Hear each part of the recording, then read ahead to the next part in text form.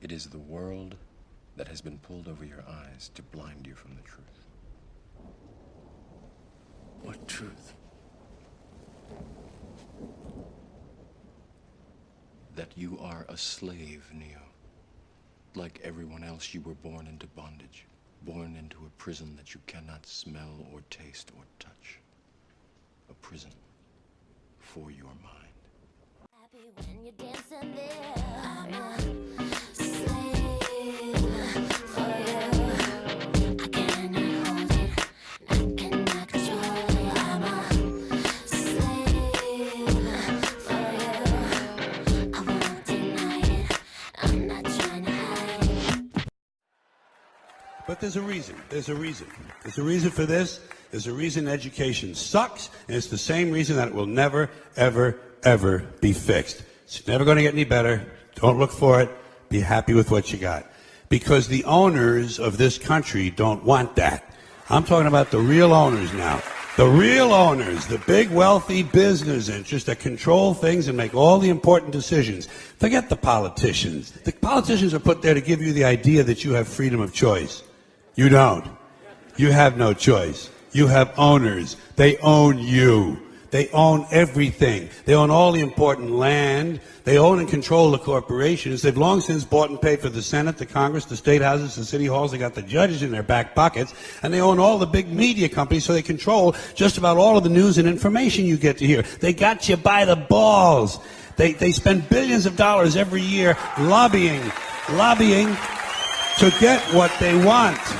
Well, we know what they want. They want more for themselves and less for everybody else. But I'll tell you what they don't want. They don't want a population of citizens capable of critical thinking. They don't want well-informed, well-educated people capable of critical thinking. They're not interested in that. That doesn't help them. That's against their interest. That's right.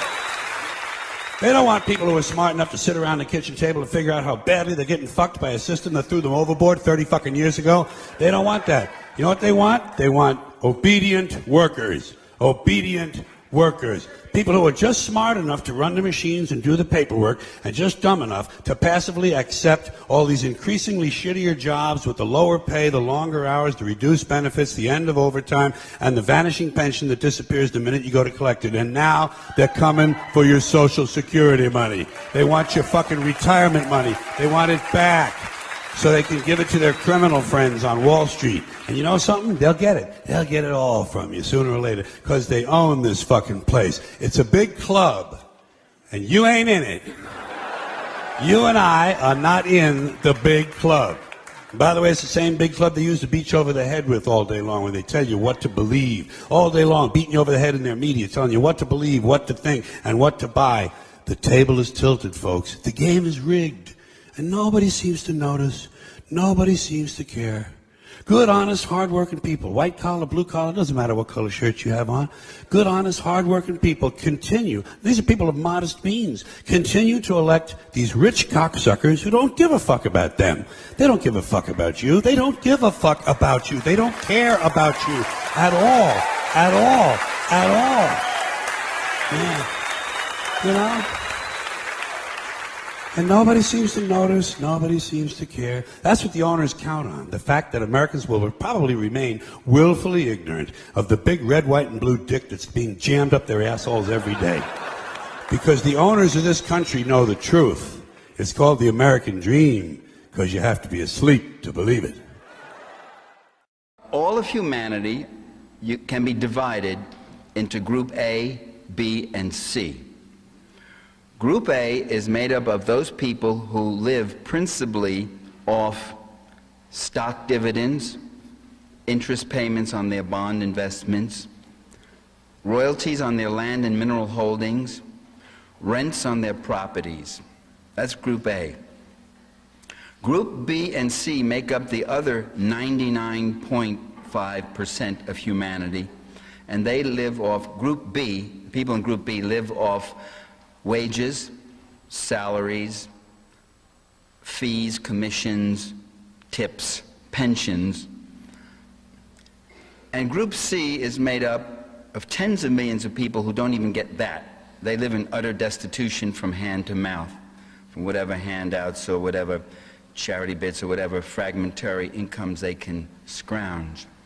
The thing that the people in Group A and B have in common is that they both live off the labor of the people in Group B.